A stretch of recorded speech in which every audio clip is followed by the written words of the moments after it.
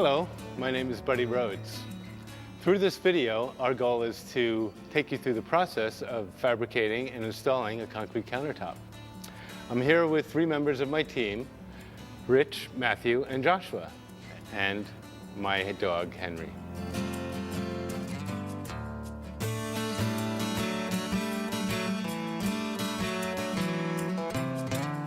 In this video, we'll talk about how to make the three countertop finishes we produce at our shop: pressed, hard trowel, and ground. The pressed or vein finish is made upside down in a mold, creating voids in what will be the top surface of the countertop when it is turned over. The voids or veins are filled in with a concrete paste in a contrasting color or a tone that matches the color of the slab. So if we are making a pressed countertop, we cast upside down. The hard trowel finish is cast right side up in the mold. Demold it and finish it right side up. This leaves the trowel marks on the surface, which is the defining characteristic of the trowel technique. The ground surface is also cast right side up, but instead of leaving the trowel marks, we grind them to a polished surface. A lightly ground finish will expose the sand aggregate. Or you can do a more aggressive grinding, which exposes the larger quartz and stone chip aggregate in the mix.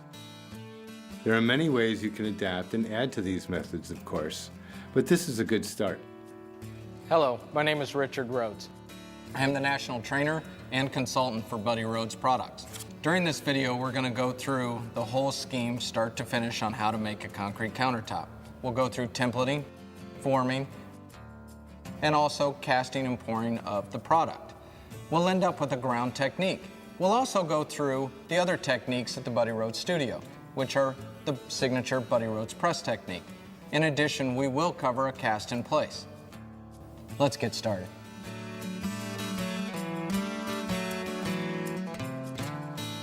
Here we are at the job site. Cabinets are ready for templating, and Matt's usually the man who does our templating, and he'll take it from here. So the tools we're going to need for building a template are nails and a hammer to secure our Luan strips down to the cabinet. We've got glue sticks for our hot glue gun, which we're going to glue the strips together with. We have a combo square for determining our overhang, and a mat knife for cutting the Luan. We'll just run the Luan to the end of the cabinets and then on the front and glue them together to determine the shape. We like to do this because we find from measurements there's usually mistakes. So if we make a template of the actual cabinet space, you're going to be much more successful.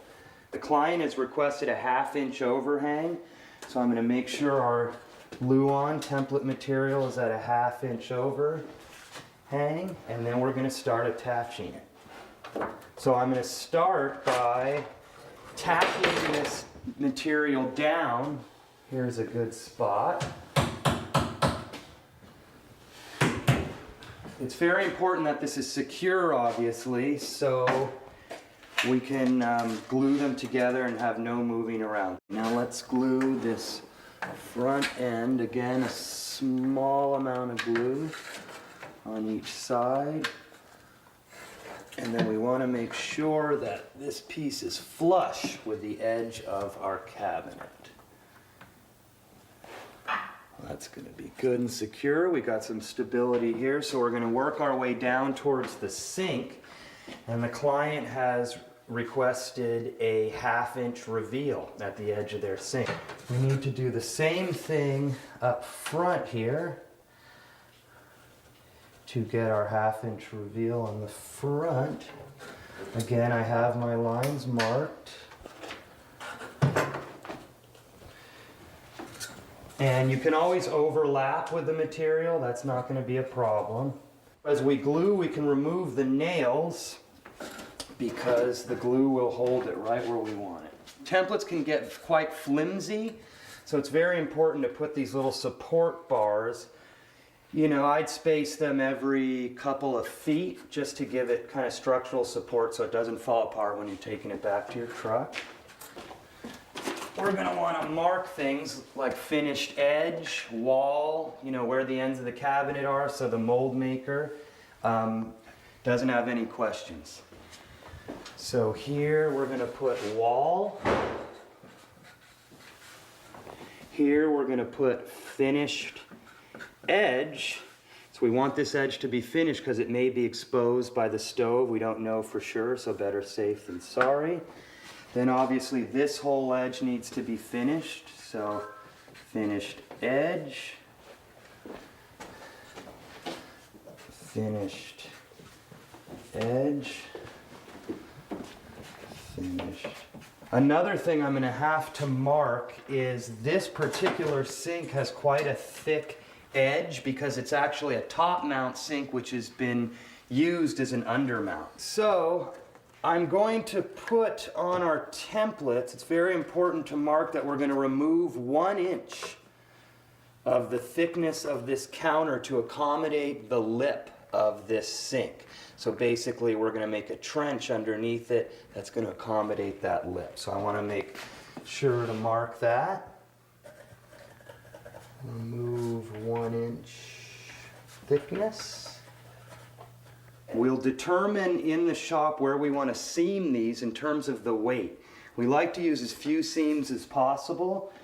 So my guess is this will be actually 3-piece section. This one L section will have 2 rails here, and then we'll have a 3rd section that will bridge from the sink to the edge of the cabinets.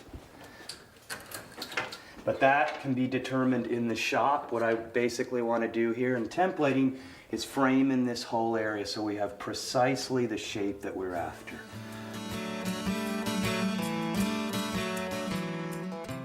Now that we have the template back at the shop, we're ready to start forming our mold. We're going to break this template down into 3 different sections by using some extra Luan strips. And we'll place those in this area right here just to stabilize this, and then we're going to take an X-Acto knife and cut it to give us our 3 different sections. We'll use a hot glue gun and just an X-Acto knife. Now you can clamp these so you don't have to sit and hold them for a while. And then we'll take the X-Acto knife and break them down just by cutting in between the 2 furring strips that we just put across.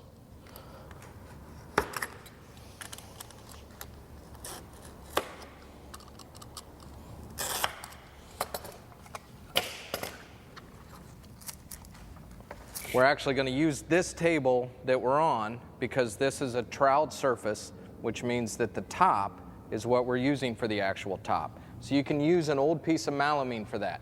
It's a great use for it, so you're just not using new pieces of melamine all the time.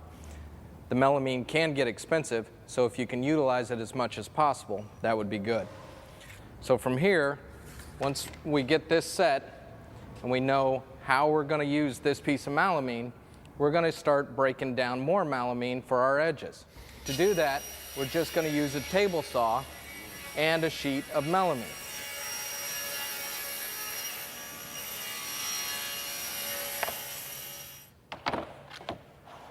Now that we have our 2-inch strips cut, we can actually start building the form. With these forms, you want to make sure that you secure them down to the tabletop before you start building around the outside. So we'll just tack in a couple here and there per piece. That gives us a nice secure template. We'll also do the same on this piece over here. So I'm going to drill a quick hole here.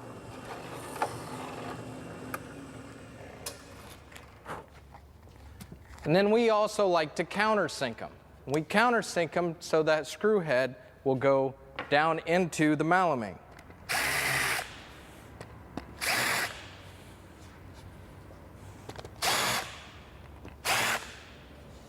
And we'll do that on all pieces. What that'll allow us is the screw head will actually go down beneath the top surface of our edge form. So whenever we get the entire form built and we go to trowel, there's nothing that's in our way for a smooth flow across the top. We cut a 45-degree angle to go in there. Now the next piece will also be at a 45-degree angle. And the reason that we do this is we've found that if you have the exposed wood against your concrete surface, that it tends to cause a brittle surface. So by putting the two at a 45-degree angle, you always have melamine touching, so for a more consistent drying process. From there, we'll just keep building the entire mold all the way around.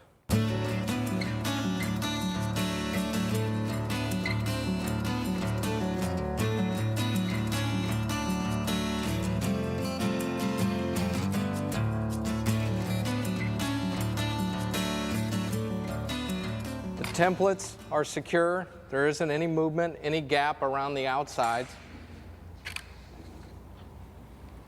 We're pretty much ready to pour. But if you remember back with the templating, there was a couple of issues that we had to deal with the sink. There was a 1-inch by 1-inch overhang that had to be created. To do that, we're going to use foam. And foam, a lot of times, will be a perfect way to create an inset, a reveal, or some type of a ledge. The back rail, we're going to create two. And we're also going to create two front rails. A lot of times we want to keep an extra one on hand if there's a problem during transit or something like that. So therefore we're going to make two and use the better of the two. With these, we're just going to take those and slide them down in there. And we're going to run those two right back to back, and we're going to zip screws in through the top just to secure them. Now that those two are secure and these are ready to pour, we're going to go ahead and remove the templates out of this other edge.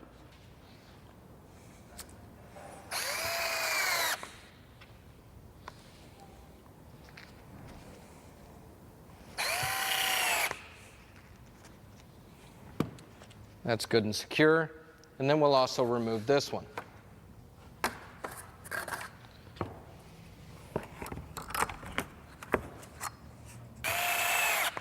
Now every place that we have put a screw, we want to take some more red tape and go over the top of that. What happens if you leave that screw head exposed and concrete gets down in it, it can form a bond and then it's difficult to get it off.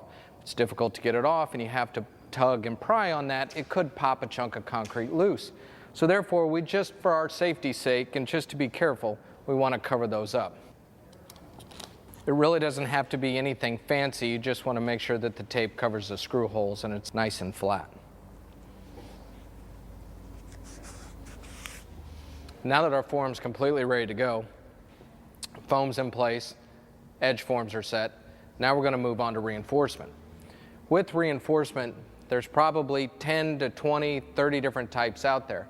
We played with a few and we found that the best one that works for us in this application is ladder wire. Ladder wire is a straight reinforcement, 6-inch square, about 2 inches wide. And we will utilize this to go around the outside of our edge, and also we'll put cross supports every so often that gives it strength and durability. To cut this, we'll actually use bolt cutters. And when you cut it, you want to make sure that you leave a good 1/2 inch all the way around your reinforcement to your edge. So I push it all the way to the side, I'll back it off just a little bit, and then cut it. And that right there, with the little gap on this side and a little gap on that side, will give us a little bit of play whenever we're troweling. If for some reason we get some shifting in there, we don't pop the edge loose and end up with a little bit of a surprise. So therefore, you want to make sure that you keep that 1/2 inch all the way around. We found that you don't need to secure these two together with some type of tie wire. The two overlapping is just fine. And we will go ahead and complete this on the entire structure. A couple other types of reinforcement that I'd like to bring up. In the past, at Buddy Rhodes, we've used wire mesh. Wire mesh works really well with this type of application because it works as an accordion with the system. But we found that the ladder wire is a little bit more rigid and a better linear reinforcement. Also, you can use 4x6 gridded steel. Gridded mesh, as some people call it. It works really well if you can't find ladder wire or the stucco lath. One type that we do not use is rebar. If you use 1/4-inch rebar and then you lath 2 pieces over, then you end up with a 1/2 inch. So if you're doing an 1.5 inch top, then you're only going to end up with about a 1/2 inch concrete on top, 1/2 inch concrete on the bottom, and what can happen is you can end up with shadowing or cracking right along those lines. So we tend to stay away from using rebar. And that's why we found that the ladder wire works the best with us. Okay, now if you notice on this piece right here, we have all the outside covered with some cross reinforcements here and here. So now this, we are sure that all of our reinforcement is good, ready to go. So we will actually once again remove this and then put our first layer of concrete in the bottom.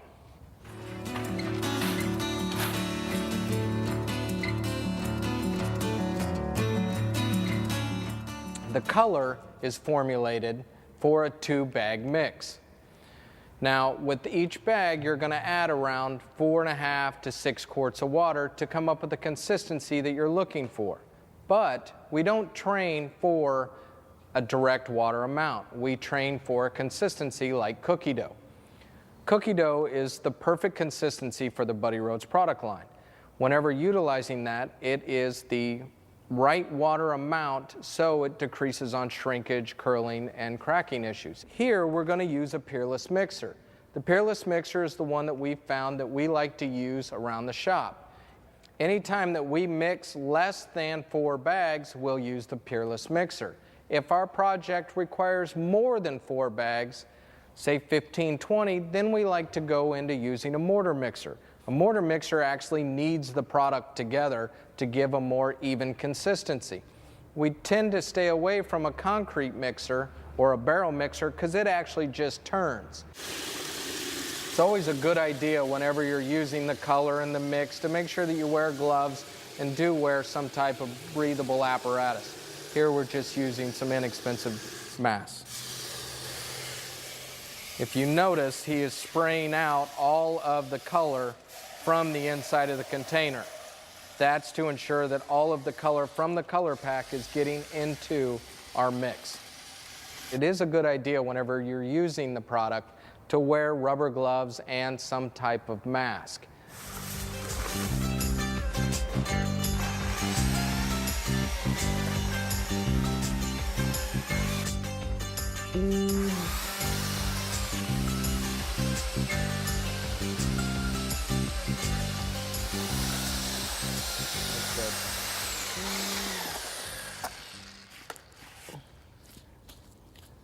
Now this is a real good trowelable mix. You notice that it's still holding good consistency. It has a little bit of mushiness to it, but it's not so wet that it's running through your hands. If the mix is ever that wet, then it is too wet. From here, we can take this mix and put it into our mold. Just going to put a fine mist of form release down onto the form, so whenever we go to pop it loose, it assists in releasing a little bit easier. Now, since I'm going to start messing with the mix, I want to make sure that I put on my rubber gloves. Now we're going to start inserting the mix into the mold. With the mix, we want to make sure that we only go 1/4 of the way up. That'll give us room for our reinforcement.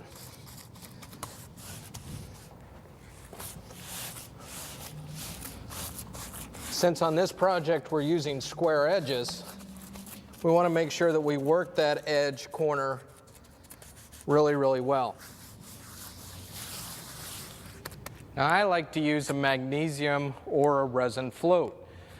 That will help smooth it out the mix and give us a nice even layer to put our ladder wire in on. This is a resin float. Resin float has a little resin coating on the bottom, which will allow the concrete not to stick, but will not bring up a lot of cream.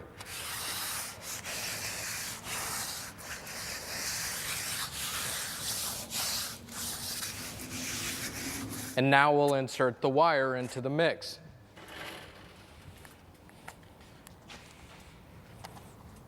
Now this is our back edge, so you can be a little bit closer on the back edge with your reinforcement than the front edge, just to make sure that you don't get that surprise that I was talking about earlier.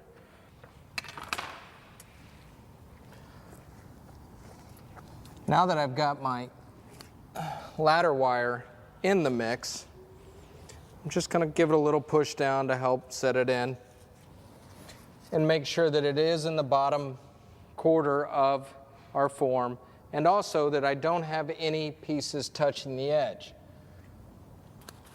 I like to put a little bit right on top of all those places just to keep it from moving wherever there's a crossover or a joint.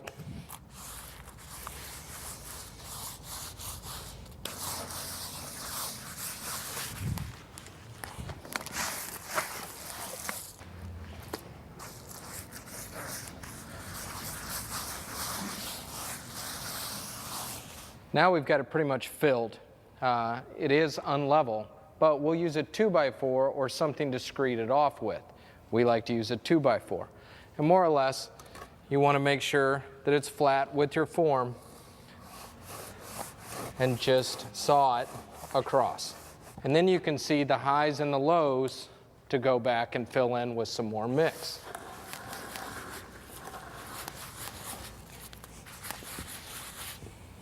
This is a square edge, flat, so therefore the top's flat, so you've got a nice crisp 90-degree angle down there. You want to make sure that your corners at the same time are a crisp 90-degree angle. So you want to make sure that you really work those corners well. It's pretty flat, but we want to take up something and vibrate it with. A palm sander, pencil vibrator, whatever your choice is. We just like to use a palm sander. And one thing that you want to look for as you vibrate an edge are these air pockets. That's what you're trying to remove. Once those air bubbles come up and through the top, you should start to get a nice creamy substance that rolls over the edge. Now that we've got it nice and vibrated all the way around the edge, we just want to go back and fill in any holes that are low points throughout our top.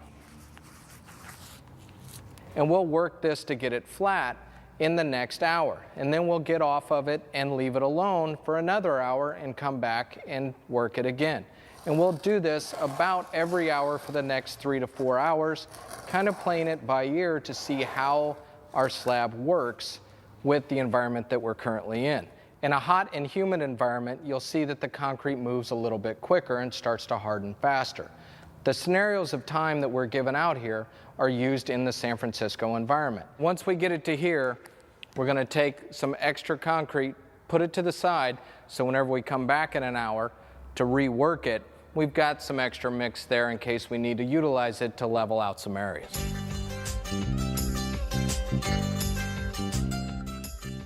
All right, we're back. We've let it sit for an hour.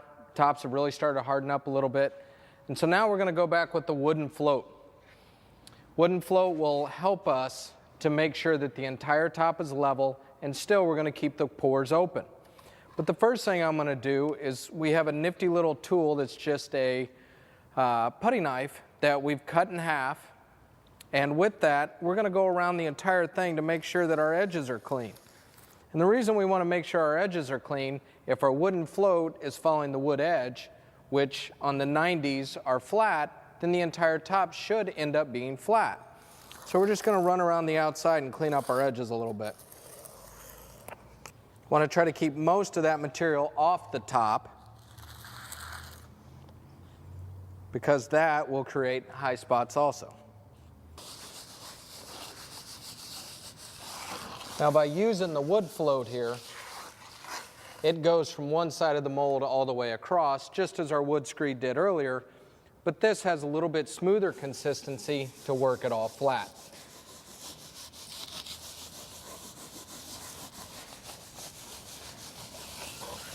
Now if you notice, we're still leaving a rough surface on there, on this top. The rough surface allows, like I said earlier, for the concrete to breathe.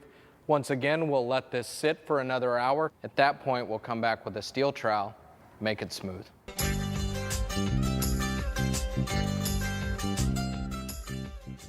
It's firm enough to where we can press on it a little bit. It's a good time to start troweling it.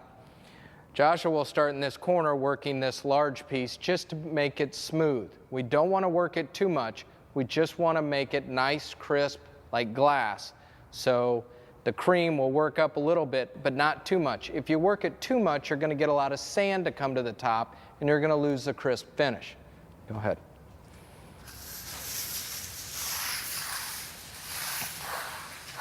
If you notice, he's working in a figure-8 pattern. It's overlapping, which gives a nice, even consistency.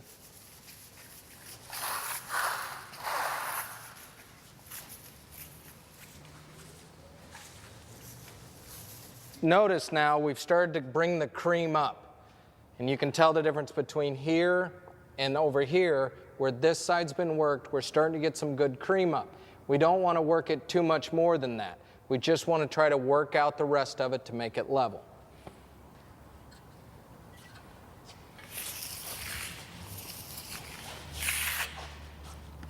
Now he's switched steel trowels, this one being round. He went to a smaller one that allows him to put a little bit more pressure on it. And then he can pull that cream to where he wants it. So now that we get it to right here where we've got a nice cream over the top, we're going to let it sit for about another hour. During that hour, it'll really start to firm up, and then we can get the glass top that we're looking for.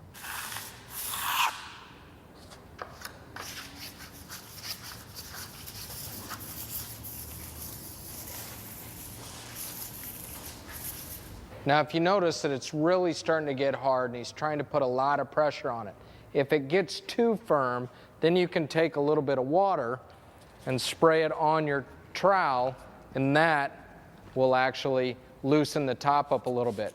But by doing that, by adding water and hitting it with the trowel, there is a possibility that you could burnish it. Burnishing it causes variable imperfections and different tones and the highs and lows of the color of the concrete. Now that we've walked you through the steps on a hard troweled finish, by setting the forms, adding the mix, reinforcement, now we've got the product perfectly flat. Last thing that we're going to do before the end of the day, before we head home, is we're going to mist it down with water. That's just going to help it dry a little bit more evenly. And when we do that, we just want to put a nice even coat over the entire top.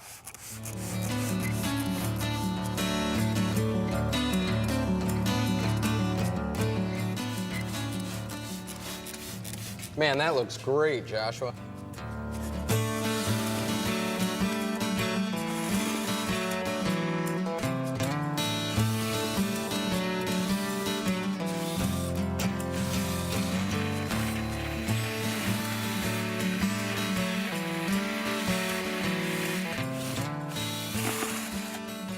Now that we've got our edges completely moved from our countertops, we're going to place it up on stickers.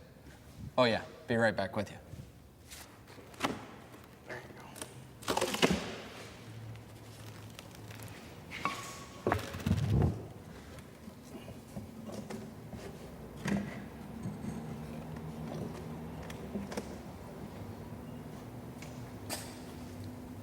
Now that we've got our stickers underneath it, you can see that we've got a slight gap underneath. That'll allow air to work 360 degrees around our top. Therefore, it'll dry a little bit more evenly. Those came out really well.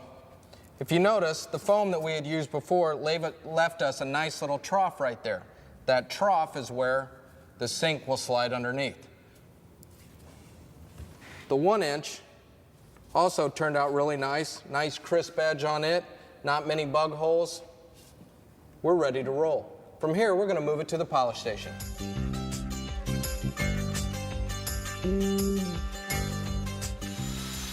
When you first start to polish, you want to take your original template and place it on top of your slab. This way you can mark your front edge, seam, and your back edge, which is an edge that might go against a wall. On that back edge and your seam, you can keep those at 90-degree angles because they're going to butt up against something else. On the front edge, you want to round that. So we like to use a cup wheel. And a cup wheel on any finished edge will round it up just a little bit so it's not crisp to where if it's bumped, it could chip.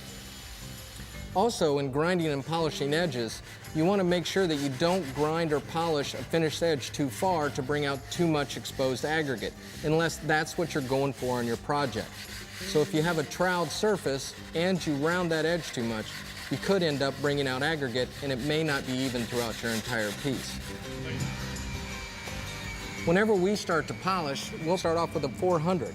We'll go from a 400 to an 800 to a 1500 and then a 3000. We try to walk the cycle all the way up so each pad does its specific purpose. If the slab is too young and you want a very fine polish on it and you start off with a 50, it could take it down too fast. When you take it down too fast, you're gonna bring out aggregate. If aggregate's not what you're going for, start a little higher, around 400 or 800, and then you can get a feel for how your concrete's reacting for your polishing.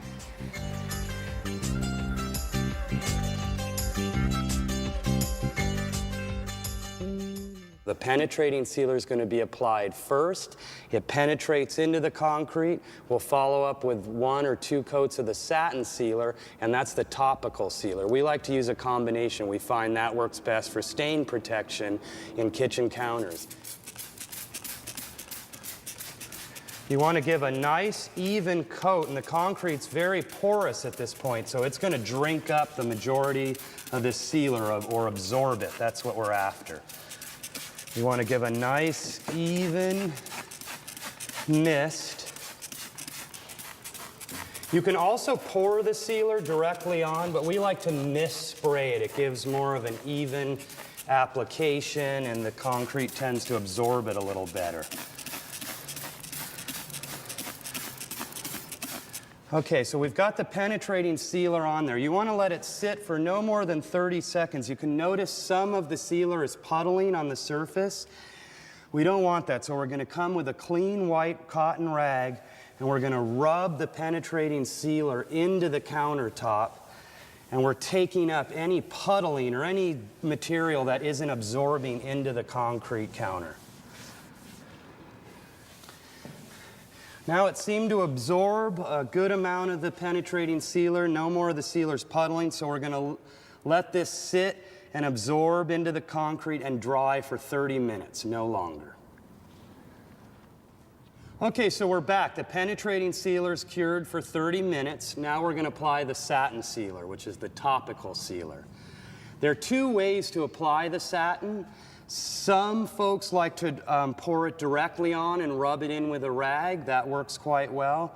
You can also use a foam brush. Since we're doing more than 1 coat, I'm going to demonstrate both techniques for you. First, we'll start with the foam brush. We want to open up our container of satin sealer, pour a small bit into our application tray or our paint tray. And the key with the satin sealer is not to oversaturate your foam brush. You want to dip just the tip in there and apply a nice, thin, even coat like this. So I'm going to start. As you can see, the counter is absorbing the satin sealer. This is precisely what we want. I'm going to really spread this out and get a nice, thin, even coat on there. You can see how the satin sealer is enhancing the color. That will remain. The penetrating sealer dries and leaves it looking raw or unsealed, and that's why it's called a natural look. The satin sealer provides a bit of shine, and it enhances the color as well. Okay, so we've got our first thin coat on the counter. You want to make sure to do a thin coat. A lot of people tend to put too much material on there, and that really hampers the application of the sealer. You really want to think thin on your coats. And then what we're going to do is sand with the Scotch-Brite pad in between the coats to get any streakiness or unevenness out, also to give the sealer some tooth for the following layer so they adhere really well. Okay, we're back. We've waited 30 minutes. The sealer is dry to the touch. It's ready to buff and to apply another coat. With the buffing, I prefer to use the gray Scotch-Brite pad, which is the ultra-fine, the medium grade. It's less likely to leave any scratch marks The red, sometimes if you're too aggressive with that red pad, it can leave some scratch marks. That's why I generally, in between coats, I use this gray pad. If you notice any unevenness or streakiness, don't be alarmed. That'll get knocked right down once you buff with the Scotch-Brite pad. So here we go. I like to buff, you know, in a gentle, not overly aggressive, circular fashion, not applying too much pressure, but enough to sand down that sealer. Once you start doing this, you're going to notice any streakiness that you may have had is going to blend right in. And it's also going to make the counter a little more matte, not quite as shiny, but it will retain the depth of color which the satin has helped it achieve. Okay, that looks good. I'm going to dust it off. Dust can get in the way or hamper the adhesion of the sealer, so we want to get any residual dust off of there. And we're ready to apply our second coat. Again, doing thin, even application. We don't want to oversaturate that brush. On most kitchen counters, I'll do a minimum of 2 coats of the satin sealer, but I would suggest in most uses 3 to maybe even 4. Sometimes it's good to step away from the counter and look in the light to see if you've missed any spots. And I see I missed one little spot here. You want to make sure you cover the whole counter evenly, missing no spots. Generally, you want to seal these counters inside. The sun or bright light tends to make the sealer go off, and it makes it harder to work with. So we will always seal the counters inside the shop so that we're not out in the hot sun. Even on a cloudy day, I prefer to do it inside so you don't have the elements such as wind, sun, anything like that hampering the process. Okay, so that we've got a nice, thin, even second coat on there. Again, we're going to wait about 15 to 30 minutes or until it's dry to the touch. We'll buff it out and we'll apply the third coat. So we'll see you when this is dry. Okay, that's blended in. Nice and buffed out. For this third coat, I'm going to demonstrate the rag application, and that's fairly straightforward. You want to get a nice clean cotton rag. You want to grab your satin sealer, and I like to saturate the rag itself rather than pouring the sealer directly on the counter. It makes it a bit easier to work with. So I just lay my rag flat and pour some sealer on there. If a little gets on the counter, it's fine. Okay, then we want to just rub this on and massage it right onto that counter, making sure to cover all areas. When you apply with the rag, it tends to give you a thinner coat, so I'll usually do it twice, and that'll still constitute one coat, or this is still going to be considered our third coat of satin sealer.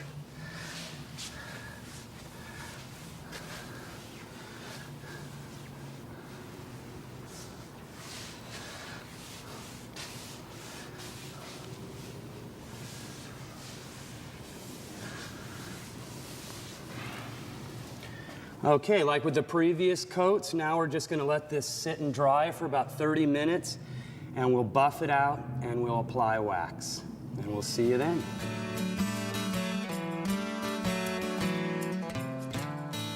Generally, we don't wax the countertop till it's been installed and it's in place for 2 reasons. One, the wax makes it hard to hold, and when you're carrying a large, heavy piece of concrete into a residence and it's slippery, it makes it a lot harder to carry. That's one reason. The other reason is during your installation, sometimes you might get a little bit of a scratch, some dust on the piece. You know, maybe it's got a little mark from something moving. So a lot of times I'll wait to wax it until the end because I may want to reseal it. And if I wax it, that makes it a lot harder to reseal, do a final seal at the residence. And so, you know, most of the time we're going to wait till we get to the site. I am going to do a demonstration on this particular piece on a small section just to show you how the wax is applied. Now the wax is a very dense wax, hard, because it doesn't have solvents in it like a lot of waxes. It's a food-grade beeswax with a little bit of mineral oil, so it appears quite rigid. I kind of liken it to a surfboard or ski wax. So we pop the wax out of the jar. You can use the whole bar or a chunk, and you basically want to put it in your hand and rub it directly on the counter. So I'm going to put a thin veneer on there. You don't need to put too much. A little bit of wax goes a long way because you're going to end up buffing the wax off and only a fine veneer stays. So if you put too much, it just more elbow grease buffing it off. So we're just going to do half of this counter just to demonstrate. Okay, so we've got a clean cotton rag and we're going to buff off this veneer of wax. Initially, you're going to feel quite a bit of resistance from the buffing of the wax. As you start to buff the material off and rub it into the counter, it starts to feel smoother and smoother, and you get less resistance. So I'm almost feeling slippery now, almost like a piece of ice. So that indicates to me that it's almost buffed and ready to go. It'll also add a bit of a shine to it, and it also will correct any unevenness with light reflection. So that's another reason sometimes I'll wait to wax until I get the piece installed and finished. Okay. It's feeling good. It's feeling really smooth. I've got very little resistance, if any. My cotton rag is really sliding around well here. And that indicates to me that the wax is buffed and this counter is done. So now we'll get ready. We'll load it up and take it to the site and install it.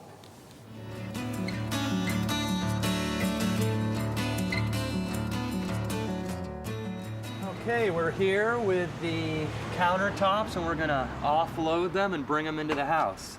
So first thing is get the flatbed truck ready to offload. Vertically, if you carry them flat, you run the risk of cracking them, which we don't want.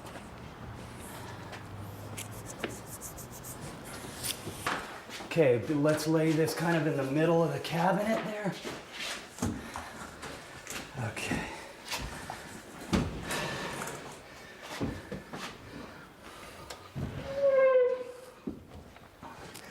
Okay, and then let's slide it towards you. We're going to need plenty of room to get this big L piece in. Okay, the problem we have here is this sink is raised up, so we can't just slide it. So I think what we're going to do is take this out so we can then flatten the piece in and slide it right through. Okay. The important thing, as you can see, is we're always keeping this vertical.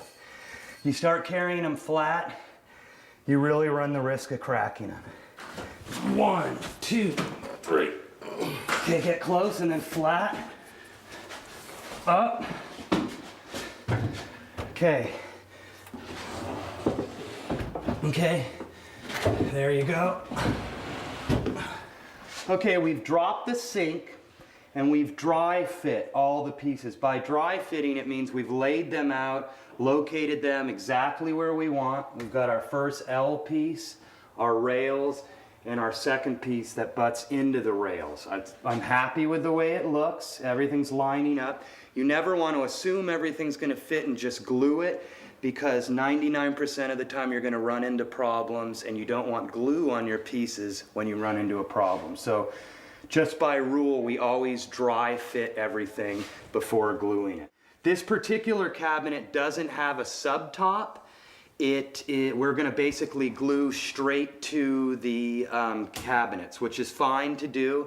Depends, on the thickness, but in this case we're going to glue directly to the cabinet. So first thing is to lift this up. I'm going to call in my assistant here, Joshua. I'm going to lift this up so we can get some glue on there. And we like to use any kind of construction adhesive to adhere these pieces. Okay guys, let's lift this up. A hammer or rubber mallet works really good as a prop or as a support for the counter, because I've got to get my arm up under there. Some people like to use a lot of glue, almost too much. I find if you blob too much on, it can change the level. So a little bit of glue goes quite a long way. Obviously, the weight of this piece is also going to help keep it down. Okay, get the mallet out, slowly drop it. Looks nice and level, so we're going to move on down the line.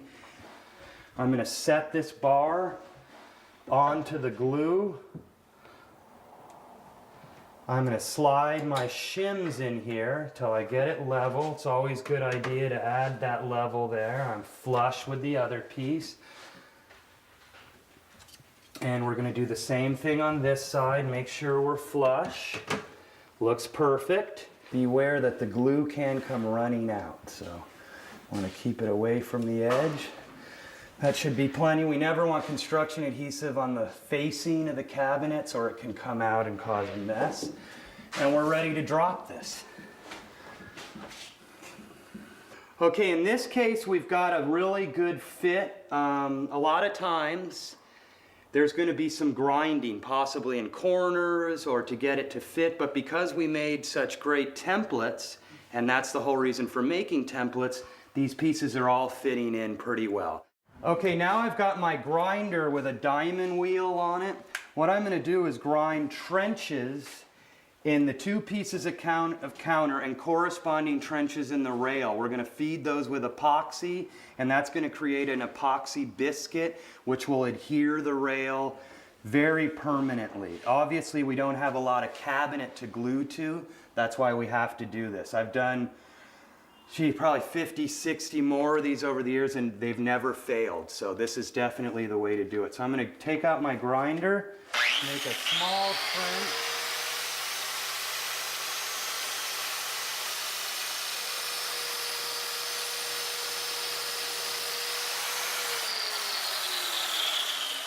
So I've got my trench in my two pieces of main counter.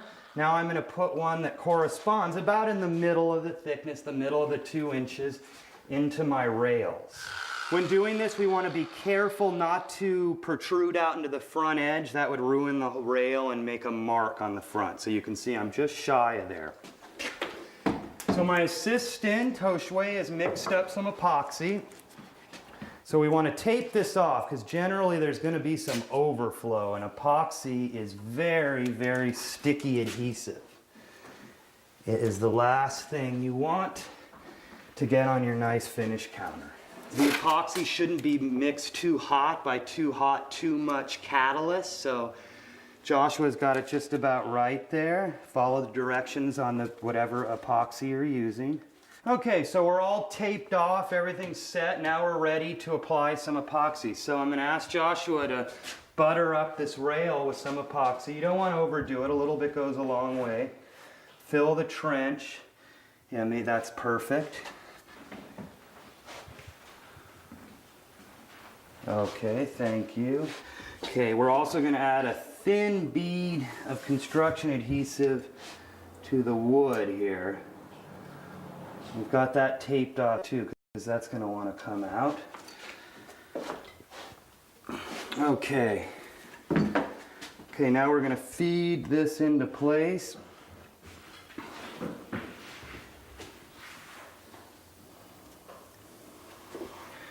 Okay, that's looking real nice. You can see I got a little overflow, but I'm good because I taped it off. So we'll clean that up, even push some into the seams. So I've got it where I want it. I'm going to put a shim top and bottom. And that looks good. I'm going to make it just a little tighter because I'm happy with it. I'm going to save my epoxy that I have left over so I know for sure when it's hard, because you never can quite tell with the stuff in the seam. And it's time to let that dry. Any little adjustments you might want to do, I'm going to just make this seam on the back rail a little more even. That looks good. It's lining up well here. And I'm happy with that. So it's time to let the epoxy dry. You never want to leave your clamps and tape on there overnight because they can actually epoxy to the counter. So you want to remove it as soon as it's started to set up.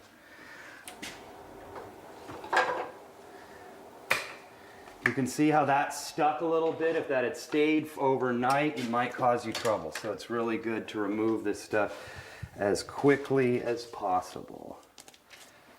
When I come back to grout this, I will probably file or cut out a little of this epoxy so I can top fill it with the grout.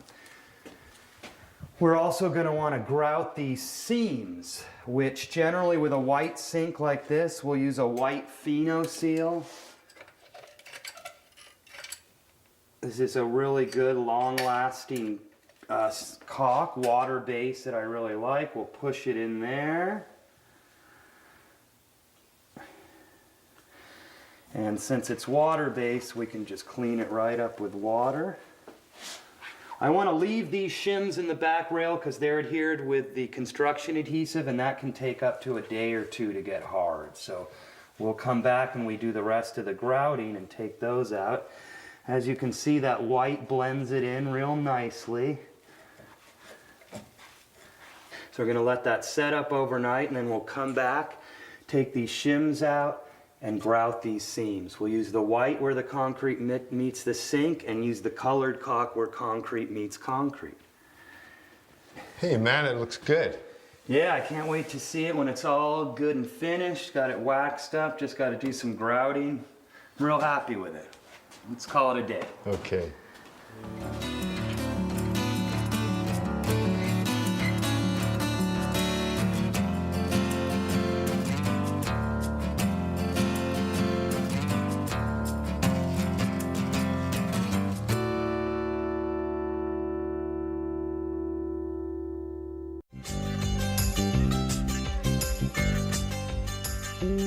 For this project, we're going to be creating a tabletop using the Buddy Rhodes signature press technique.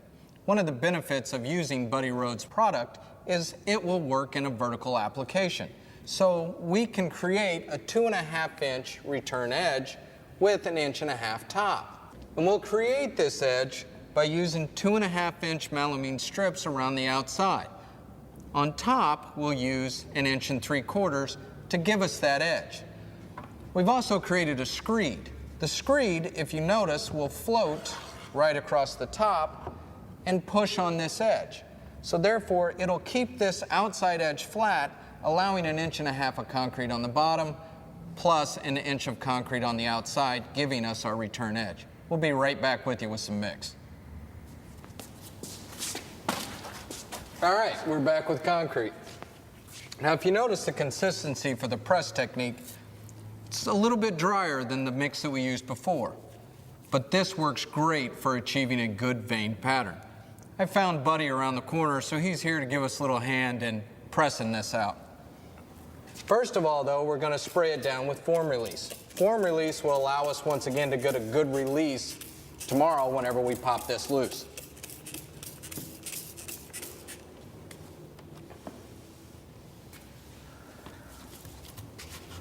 Now, if you notice, Buddy's putting down little balls of concrete and kind of lightly patting those down. Whenever he does that, that creates a veined pattern. That veined pattern would go throughout the entire top. If 2 or more people are working on the same piece, you'd want to go through a chunk of concrete, like that ball that we utilized over on that side in this corner, and the other person would be in the opposite corner. Once you go through that ball of concrete that you have, you want to rotate positions.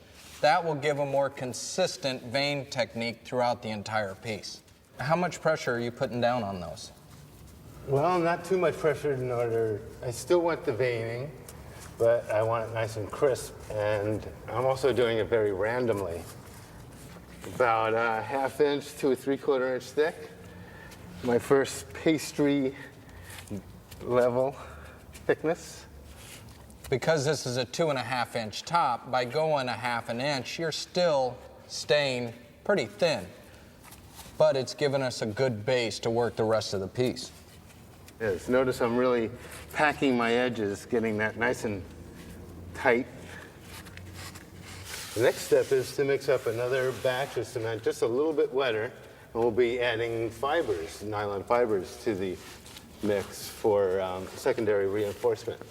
And that's mostly because of these returns that we have around our perimeter. Take my screed, see how much room I have. Looking good. Well, this seems good for our first layer. So now we're going to mix up a little bit more cement, a little bit wetter consistency. Yeah, we have a little bit of this left, so we'll put it back in the bucket, add some water and some fibers, and we'll be back. We'll be right back with you. All right, we're back. We took a little bit of the mix that we had in the bucket, went back and mixed up a little bit more. We added a little bit more water to it just to liven it up a little bit. And Buddy will show you the consistency. It's a little bit wetter than it was before. And also in there, we added about a handful of microfibers. The microfibers are just going to give it a little bit of extra strength on this coating. You notice Buddy is just smoothing around a little bit on there just to give us a nice wet coat. We're just buttering the surface to fill in all these little marks in here and to get a nice bedding for our reinforcement. But this is set a little bit, and so it's nice and firm. And that's what you want to get, or else you'll push out those veins that you made earlier. So I'm going to check it with my screed to see if I have enough room. I do. You can see it's in the right spot.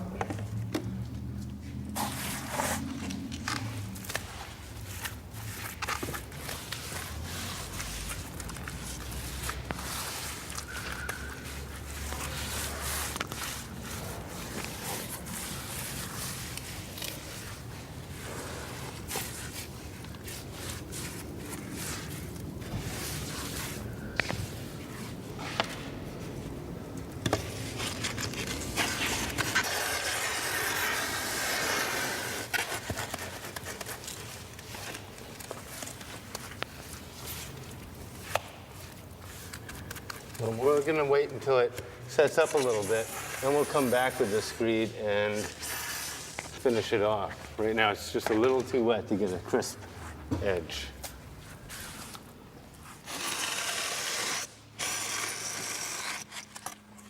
I'm making it nice and even with that screed, and now I'm just going to take a steel trowel and fill in any holes or imperfections. The top will only be as flat as your bottom. So you want to make sure this is as flat as possible. We're all done. We just have to drape a piece of plastic over it to keep the moisture in, and it will cure overnight. We'll see you back in the morning.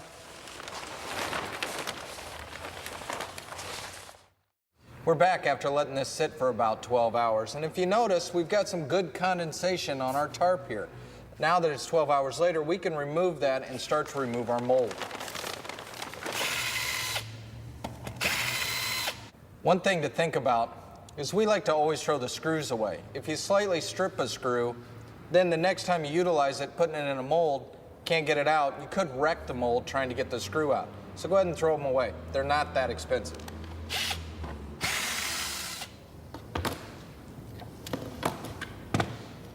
And we'll pull it towards us. Okay.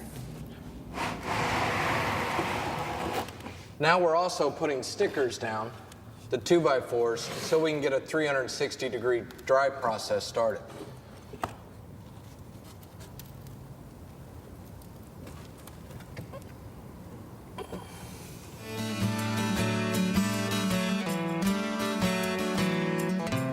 The paste is a real fine baby powder-like material. If you notice, it's super fine and there isn't any aggregate in it. With that, we'll use the Buddy Rhodes additive, which is a bonding agent. Now the paste goes a long way. So just mix up what you need because it does dry fairly quick. And you don't want to have to fight it once it gets hard. I like to use a drill with a little mixer on the end because the mixer then gives a nice even consistency. We're going for a yogurt type feel with this mix.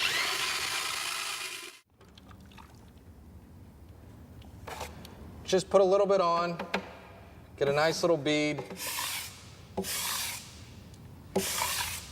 and pull it across. If you notice, just on this outside edge, we're grabbing that material. The material inside the vein then will allow for our next color. So you don't want to pack it in too tight if you're going with multiple colors. Every color that we have, all 14 colors, has its own paste. So you can mix and match all of those color schemes together.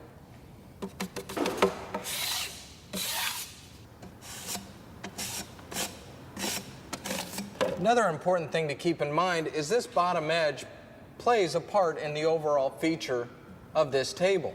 Even though you may not see it, you want to still fill it and work it in because that will help the continuity of the whole piece to flow together. Plus, it'll also give you a crisper edge. To do that, I'm just going to put on a rubber glove and work it all the way around.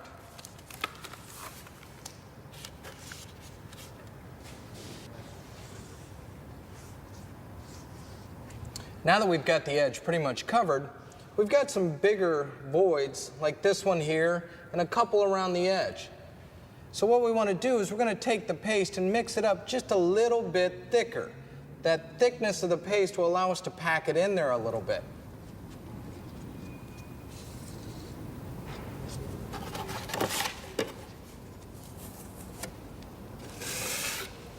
Now we're going to let this sit for about 30 minutes. During that 30 minutes, the acrylic additive will speed up the process on the dry time. So therefore, we can come back in 30 minutes and put another coat on. So we should be able to have this pasted in about 2 hours, be able to polish this afternoon. If you think about it, we poured this piece yesterday, flipped it this morning, going to finish pasting it today. Could polish this afternoon and seal it tomorrow.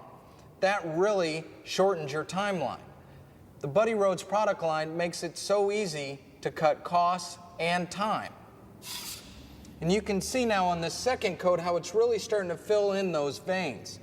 If we keep working this, we're going to have a smooth surface within a couple minutes.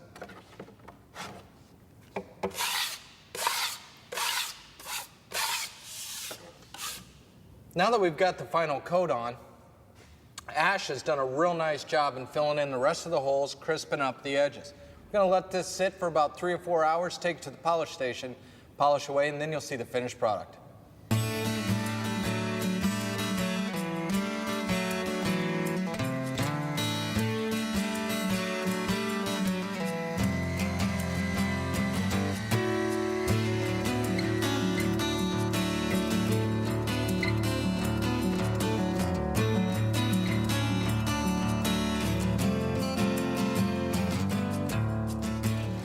Sometimes when dealing with projects, you're going to need a sink knockout.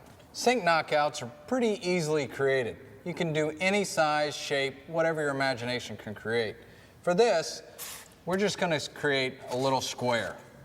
How we do it here is we will use some type of a template. This template is actually 1/4 inch plywood, and we're going to place it down on an inch piece of styrofoam. Leave a little bit of edge around the outside.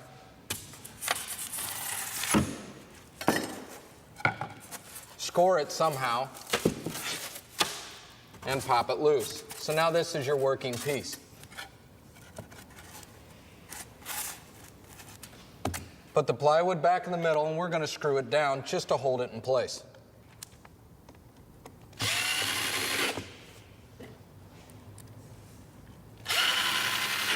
Four screws should be plenty. And now you've got a base for your styrofoam.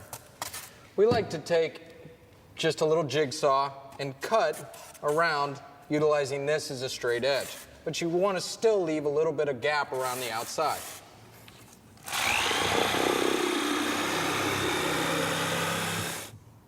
So now that we've got it here, we've got about a 1/4 inch that goes all the way around. You want to keep that because we're going to take it over to the disc sander, which has a nice flat edge that you can follow across. If you don't have one of those, you can use a palm sander or a disc sander and just walk that around your edge. And you'll notice that whenever you're walking it around the edge, this plywood gives you a real good stopping point. It's real nice and smooth while it's going against the styrofoam, but once it hits that wood, it really makes a stop. So that gives you a good crisp line to follow all the way around.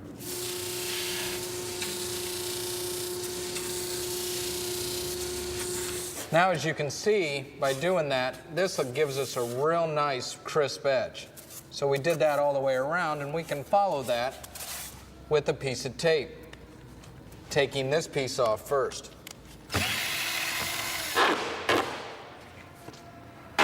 So we ran this tape all the way around the outside. Now, if you notice, we've got a little bit of a lip up on top. We want to take and cut that in a couple different spots on that corner so we can lay it down. Because whenever you're going to trowel a top, going over the top of that, if it's not secured down, could come up.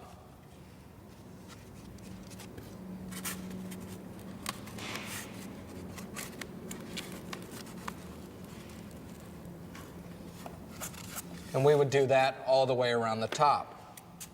Now, on this side right here, also going around, we like to take clear tape, and that will actually cover that seam so it doesn't come up whenever we're using a trowel over the top of our concrete. So this piece, we've already finished all the way around the top. Sides are nice and flat. Just one thing else that you want to consider whenever utilizing these. At some point, you're going to have a seam right here in your tape. If you're using a sink, which most of these are used for, you want to have that seam facing you. So the seam is actually on the inside of the concrete against you, and you're not looking at it.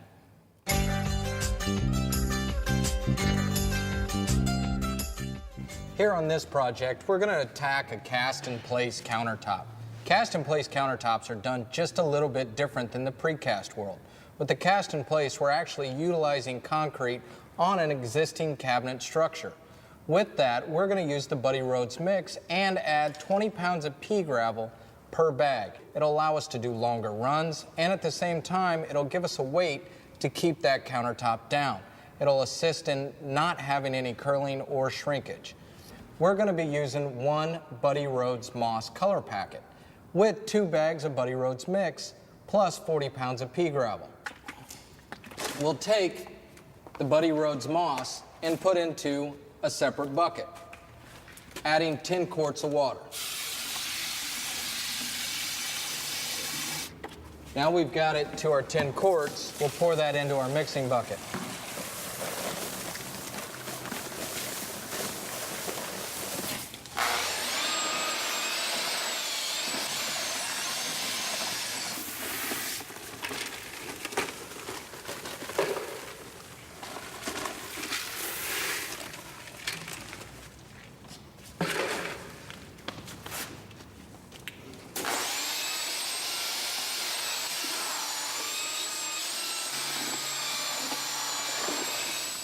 This is a really good mix for cast in place with the 20 pounds of 3/8 pea gravel per bag.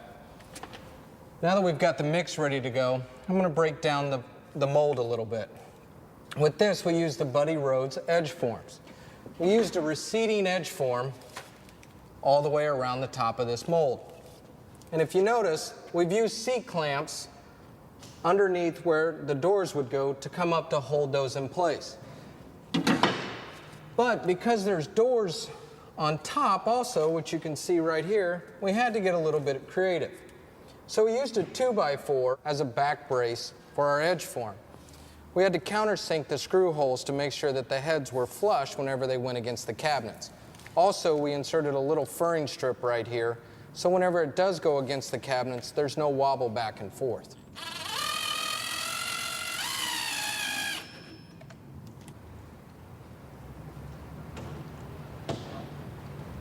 Now that our edges are good and flat, we want to make sure that there's no place for the mix, once we vibrate it, to run down through. So we've used a piece of tape in the middle of our hardy backer board. We like to pour on top a hardy backer board whenever we're doing a cast-in-place application. We tend to like that a lot more than plywood. Plywood has a tendency to absorb water from our mix, therefore swelling and taking moisture away from our concrete. Also along the front, we've used a little bit of modeling clay along here, so no concrete will come down through that joint onto our cabinets. Make sure that that's level there, and do the same thing on the other side. And that's level there. That lets us know that we're level all the way around. Also on our sink knockout, we're going to secure that down to our stainless steel sink by using a little bit of rubber cement.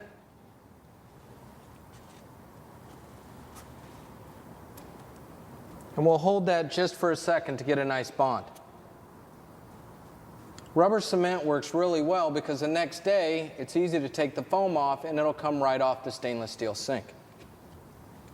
Now if you'll notice on the back of this, we put a board across the top. We're going to utilize that as a screed. And with the screed, we can walk it off the top and it'll keep us flat as we go across the top of our counter. Looks good. Last thing before we add the mix, we want to mist it down with water. Misting down the cement board with water will allow the cement board to become a little bit hydrated. Therefore, it's not going to grab some of the moisture from our mix.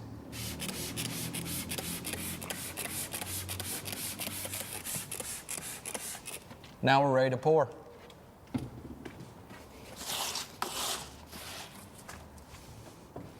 When adding the mix in these edge forms, we want to work it right across the front and get a nice good press down in there.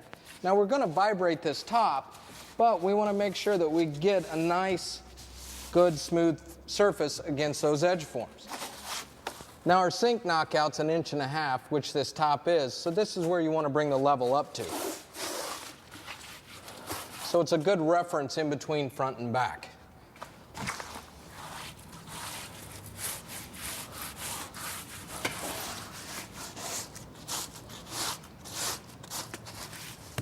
Now that we've got it halfway in the mold, it's a good time to start adding our reinforcement.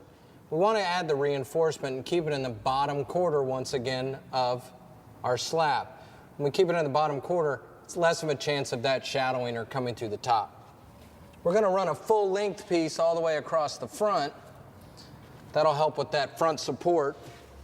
2 more on the side, 1 in the middle and 1 in the back, and then we'll also disperse them out the rest of the way. Once again, we prefer to use ladder wire. We don't use rebar. It has a tendency to cause shadowing and cracking. This is our reinforcement of choice. I'm going to pay a little bit of close attention to the reinforcement around the sink. This is probably where you're going to get most use. So these corners you want to make sure are good and secure with reinforcement. After I get it to there, I'm going to start adding some more mix on top.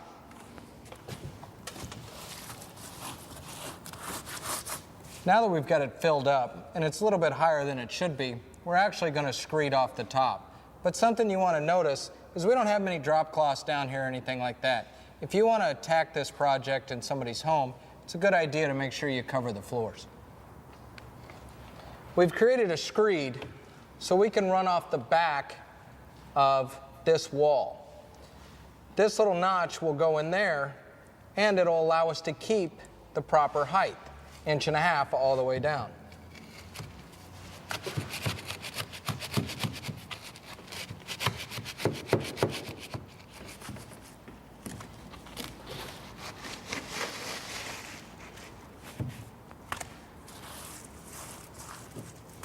Now that we get it somewhat flat, we want to take a palm sander and vibrate all around these edges. Vibration will create moisture, which in turn will roll up the face of our edge form. And when that happens, it'll bring the air bubbles through, giving us a nice, smooth, crisp edge. As I'm doing this, you can really see the moisture in the water start to come to the top. Once you see a nice rollover of moisture, you know you've got it pretty good. Now that I'm done vibrating, I'm going to take a resin float and a little bit of mix, and we're going to make it as flat as possible right now. Then we're going to let it sit for about an hour and come back and steel trowel it, close up the pores, and that's when we'll start making a real nice glass finish. As soon as we're done with that, we want to hydrate it with water like we've done on a couple other projects by misting it over the top. That will help it dry at a more even pace. In the morning, we'll come back and pop these molds loose. So for 24 hours after the piece is poured, you want to hydrate it. But it is dry for the most part, so we can start taking the forms apart. Whenever you start to pull these forms off, you don't just want to rip them off. You want to be a little bit gentle with them and work the edge, and then it'll come right off.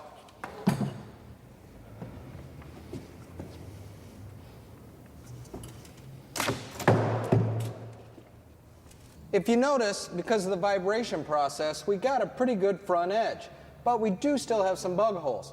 One of the benefits of the Buddy Rhodes product line is our paste, and it'll blend those spaces in really well. With the sink knockout, all we're going to do is take a putty knife, some type of straight blade, just cut it.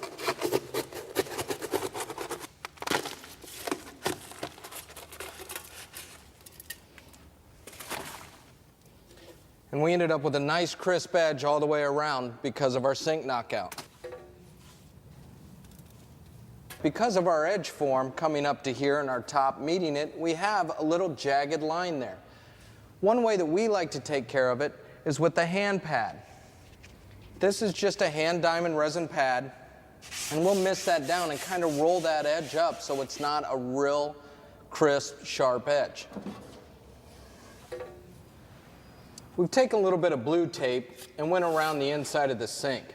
I didn't do as well as I should have on vibrating this, so we've got a couple bug holes there. I'm going to use a paste, the same paste that we're going to use on the front, to fill that in. The acrylic additive is really strong, so we want to make sure that we cover up whatever it could touch, so therefore there's not a bond between the stainless steel sink and the acrylic additive. And we're not going to need much. Then we're just going to take a little bit of our paste, same color, moss, and mix into it. Now this consistency we want to be a little bit thicker. And the reason that we want it thicker is because we don't want it to run down on our $100,000 cabinets. Now we can use this paste, once again, which is a little bit thicker consistency, to fill in those imperfections.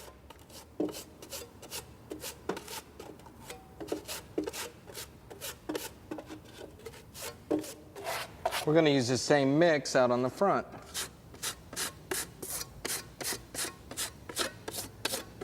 Here we have a little bit of yellow. That's just the pigments that are used to create the paste. Once you go to remove any leftover paste, that will come off.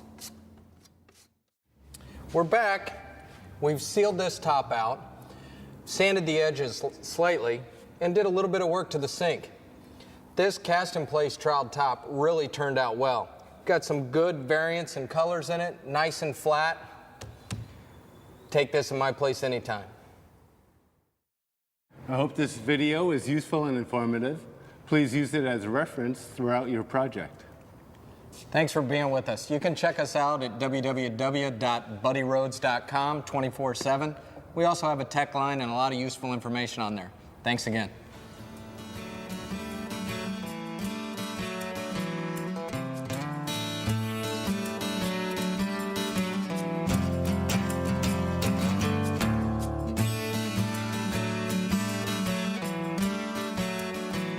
Everybody in their places, quiet on set.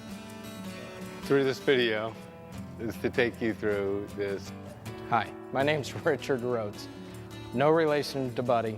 I have an A in my name. Could be his brother, but not. Let's do it. Countertop making. And I'm gonna have some helpers. Yeah.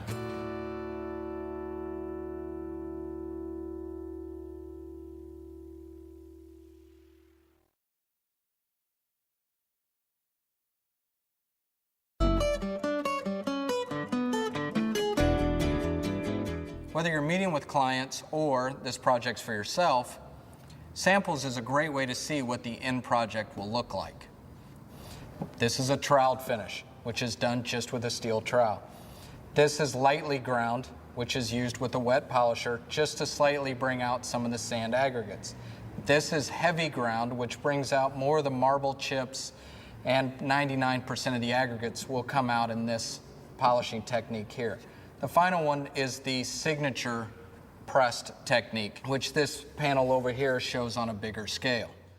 Buddy Rhodes has 14 colors, which are featured here, with the 15th, which is just the straight mix.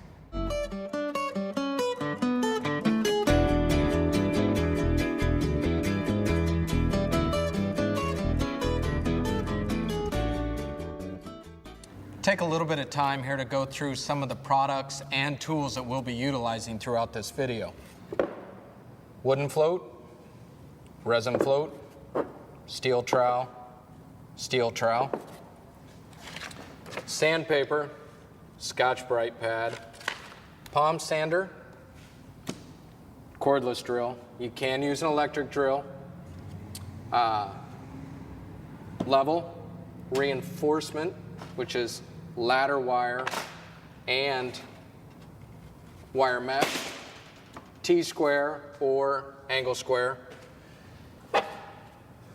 pencil edge form, Buddy Rhodes, extended edge form, Buddy Rhodes. This is the chamfered edge form, Buddy Rhodes, and the receding edge form. All of these are Buddy Rhodes edge forms, which come in 8-foot strips. Peerless mixer, which works great for 2 bags. And we'll be using the Peerless mixer to mix Buddy Rhodes concrete countertop mix. Comes in 70-pound bags. We'll also be utilizing Universe Color for the first application, Buddy Rhodes Color, and our paste and our sealer system. Once we get the product and the concrete dry and ready to make it shiny and smooth, we're going to go with a polishing system. The polishing system here is the Makita, and then we're going to be using 5-inch pads from 50 to 3,000. We're also going to be utilizing some hand pads in there too for those hard to reach corners. Those are all the products and tools you'll need to finish your concrete countertop.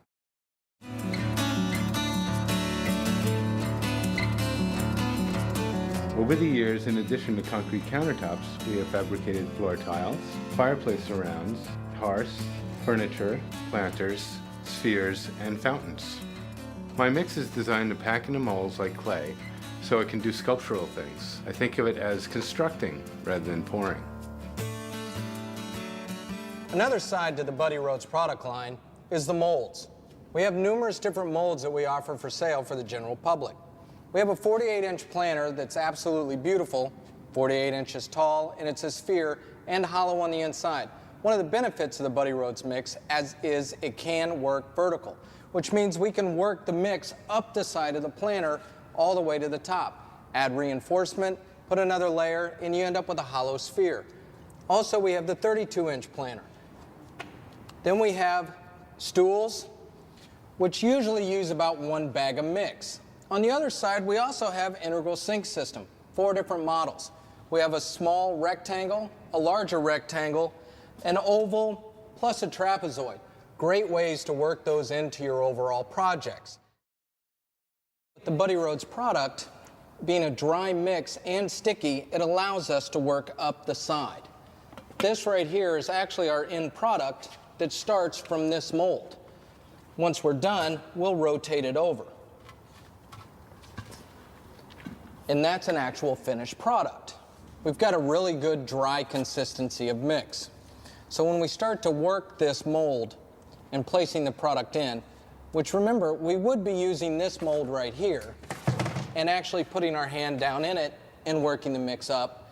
But for this training, we're just going to be showing you half. Gives the camera a better view so you can follow. We'll start in the corner like that and lightly press the material up. You want to keep it about 1/4 of an inch to 1/2 an inch thickness.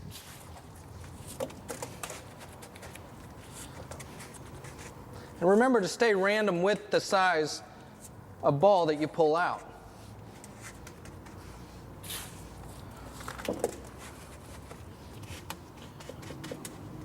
And you can see as we start to work up, it's so sticky that it actually just sticks on the side and works with us. So we can pull this all the way up to the top.